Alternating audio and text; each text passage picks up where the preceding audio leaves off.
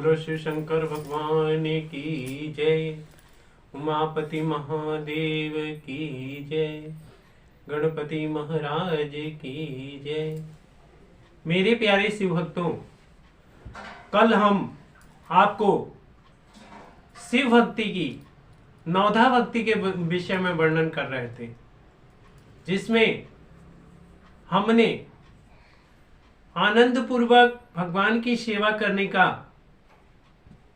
बताया था और किस प्रकार भगवान को नैवेद्य लगाकर और किस प्रकार भगवान का संयम करना चाहिए, वह सब विधि आपको बतलाई थी।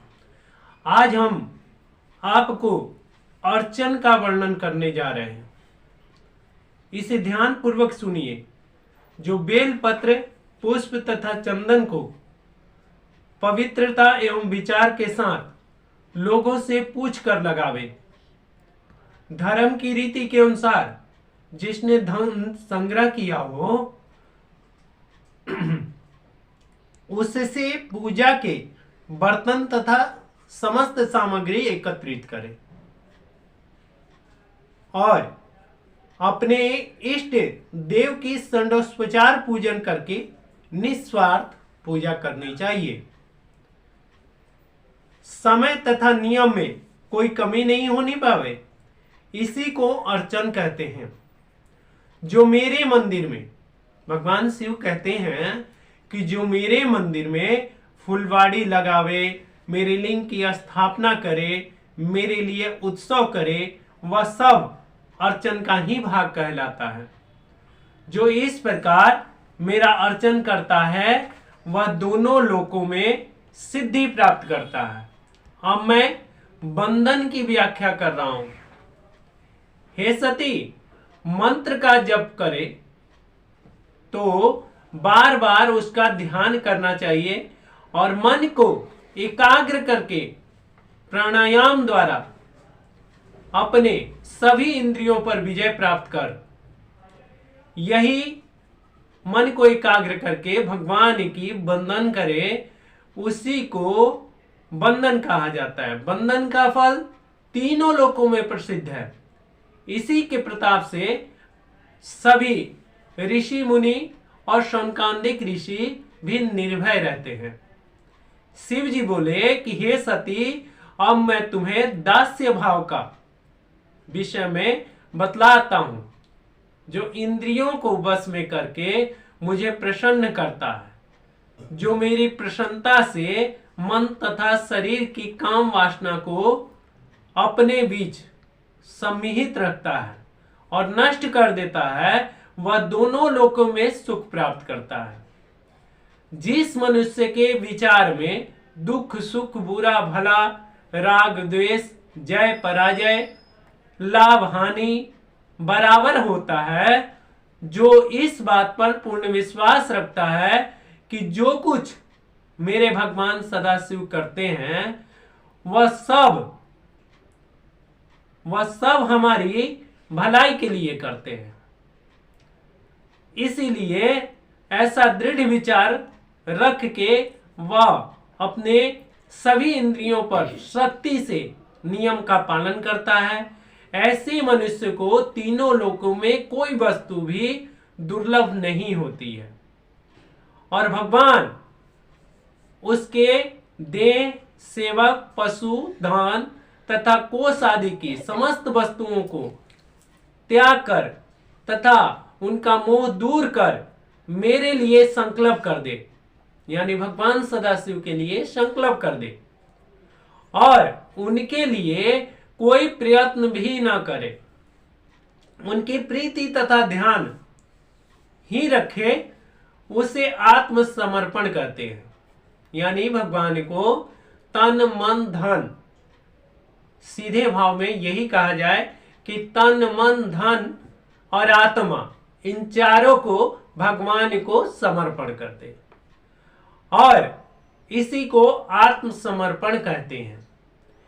इसके गर्व दूर हो जाता है तथा तब तक मनुष्य इसको मन वाणी कर्म से नहीं करता, तब तक वह अपने स्वामी यानी भगवान सदाशिव को प्राप्त नहीं करता, जब तक कि भगवान सदाशिव को आप पूर्ण रूप से आत्मसमर्पण नहीं होते।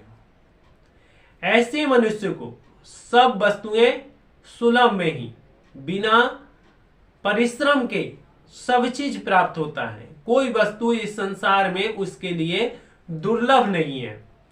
मैं सदैव रात दिन यानी भगवान सदाशिव उसका रात दिन रक्षा करते हैं तथा उसके निकट ही निवास करते हैं। भक्ति के केवल यही 9 अंग है। शिव जी ने कहा कि हे सती, अब मैं भक्ति के उपांग का वर्णन कर रहा हूं। उपांग 10 है। इनमें से प्रत्येक दुख को नष्ट करने वाला है, इसलिए वट तथा पीपल की सदैव पूजन करनी चाहिए और उनका जल से सिंचन भी करना चाहिए। उनका अनादर करना यानी भगवान सदाशिव का अनादर करना, उनकी परिक्रमा दाईं ओर से करनी चाहिए। उन दोनों वृक्षों की सेवा से भी निर्भय परम पद को प्राप्ति हो जाती है। दूसरा, विल्लव वृक्ष यानी बेलपत्र का वृक्ष का सेवा करना, उसको मेरा ही शरीर समझना चाहिए। भगवान सदाशिव ऐसा कहते हैं। उसके पूजन से कोई कष्ट नहीं होता। उसको जल से सींच कर उसका पूजन करना तथा उसकी आरती उतारना उचित है। जो लोग नित्य ऐसा करते हैं उन्हीं को हमारी पूजा का फल प्राप्त होता है। तीसरा उपांग रेवा अर्थात नर्मदा, सुरसरी अर्थात यानी गंगा आदि का पूजन कहलाया है। यानी कि समस्त देव नदियों को पूजन में ले आना, यानी अपने शरीर से, अपने मन से, अपने तन से सभी किस्म से देव नदियों का सेवन करना, उनका पूजन करना, उनमें पवित्रता के साथ स्नान करना बड़ा ही पुण्य मिलता है। जैसा कि व्यास आदि जी ने कहा है, चौथा उपांग है गुरु सेवा, जिसकी स्तुति वेद आदि भी करते हैं, उसके बराबर कुछ भी नहीं है। पांचवा, हमारे 14 आदि जितने भी व्रत हैं, भगवान सदाशिव के जितने भी व्रत हैं, उनमें हमारा पूजन कर व्रत रखें, रात्रि भर जागरण करें। इसी प्रकार शिवरात्रि मास के दोनों प्रदोष तथा हर महीने की अष्टमी के व्रत की बड़ी महिमा रखते हैं तथा उत्तम गीत गा गाकर भगवान को रिझाना। इन व्रतों से व्यास, किरात आदि ने बहुत ही आनंद प्राप्त किया। इसके अंतर्गत छठा शिव आराधना अर्थात शिव लोगों की आराधना करना चाहिए, जो भगवान सदाशिव की पूजन करते हैं, जो ऋषि मुनि और संत महात्मा हैं, जो भगवान सदाशिव की पूजन करते हैं, उनके उसके अंतर्गत तथा किसी शिव भक्त को अपने यहां आता हुआ देखकर उस सबका समुचित आदर करें। आदर भाव से उनको समुचित सुकुटुंब माने जितने भी आपके परिवार के सदस्य हैं, सभी हाथ जोड़कर उनका निवेदन करें और उनकी पूजा अर्चना करें। शुद्ध भोजन तथा उसका स्वागत करें। शिव आराधना अत्यंत प्रसन्नता प्रदान करने वाला है। इसी के प्रताप से अधिकतर लोग तीनों लोगों में अधिपति बनकर रहते हैं। सातवां, अतिथि समान। हमारा भारत भी अतिथि देवो भव है, यानी कि हमारे भारत के किसी भी राज्य में अतिथि का अत्यंत सत्कार किया जाता है। एक हमारा भारत देश ही है कि जो देवभूमि भी कहलाता है। सभी देव जितने भी देव हैं सभी इस भारतवर्ष में आने के लिए बेचारे भगवान से आराधना करते हैं कि हे प्रभु, आप तो जन्म लेते ही हैं, आप तो प्रगटाव करते ही हैं, आप तरह तरह की लीला करते हैं, हमें भी कोई किसी तरह अपनी लीला में सम्मिलित कीजिए और हमें भी अपनी भक्ति का आनंद दीजिए।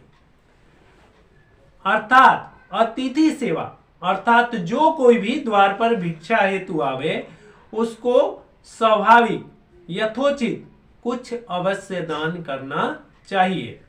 इसमें लोक परलोक दोनों ही बना रहता है, यह कभी भी भुला देने योग्य नहीं है। 8वां उपांग ब्राह्मण का सम्मान करना। इसके द्वारा बहुत से मनुष्यों ने परम पद को प्राप्त किया है।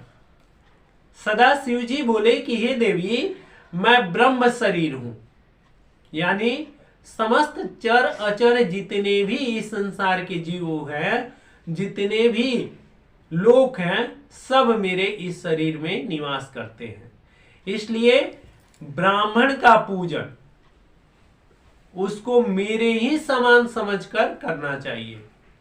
9वां उपांग तीर्थ तथा क्षेत्रों में भ्रमण आदि करना।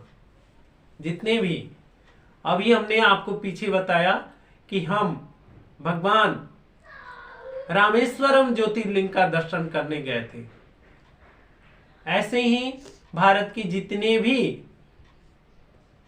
शिवलिंग है, जहां जहां तीर्थ स्थान बनाए गए हैं, जहां जहां नदियों का संगम बतलाया गया है, जहां जहां भगवान के उप ज्योतिर्लिंग है, उन सभी पर यथोचित अपने समय अनुसार जाकर उनका पूजन ध्यान अर्चना सब चीज करना चाहिए और उनका दर्शन करना चाहिए। एक मैं आपको पहले भी बताया हूं, अब भी बता रहा हूं कि एक भारत ही ऐसा देश है कि जिसमें सभी प्रकार के तीर्थ सम्मिलित हैं। अतः हमें बहुत ही आनंद से सभी तीर्थों का सेवन करना चाहिए। समस्त तीर्थों में 7 पुरियों का वर्णन, उनमें आनंद वन अर्थात काशी जी भगवान शिव की सबसे निहित और सबसे प्रेम पूर्वक निवास स्थान है। काशी की परिक्रमा करना चाहिए। धर्म शास्त्र के अनुसार, कथनानुसार सब बातें करनी चाहिए। सब तीर्थों का फल सिर्फ काशी जी में जाने से प्राप्त होता है। जिसकी मृत्यु काशी में होती है, यही बात वेदों में भी कहा गया है कि जिसकी मृत्यु काशी में होती है वह भगवान के परम धाम यानी सीधे भगवान में सम्मिलित हो जाता है। 10वां बड़ा धर्म अहिंसा, अर्थात किसी जीव को कष्ट ना पहुंचाया जाए, जिससे हिंसा को त्याग कर अहिंसा व्रत को अपनाए तथा वह मानव संसार के समस्त धर्मों को प्राप्त कर लिया जिसने अहिंसा व्रत को धारण किया। यह अहिंसा व्रत अति प्रसन्नता प्रदान करने वाला है, क्योंकि जब किसी जीव को हम कष्ट देते हैं तो सबसे पहले हमें कष्ट होता है, क्योंकि भगवान सदाशिव उसी के मन में निवास करते हैं जो जीव जितने भी इस संसार के चराचर जीव हैं उसको समस्त जीवों को भगवान सदाशिव का स्वरूप समझकर उनकी सेवा करता है। हे देवी, जिसके हृदय में तुम वास करती हो वही मुझे अत्यंत प्रिय है। लोग कलयुग में ज्ञान वैराग्य को कम चाहेंगे। उस युग में केवल भक्ति को ही प्रमुख समझना चाहिए। हे पार्वती, तुमने मुझसे जो कुछ पूछा वह मैंने उसका तुम्हें पूरी तरह से उत्तर दिया है। इस वृत्तांत को जो कोई सुनेगा अथवा पाठ करेगा वह भी आनंद प्राप्त करेगा। बोलो शिव शंकर भगवान की जय।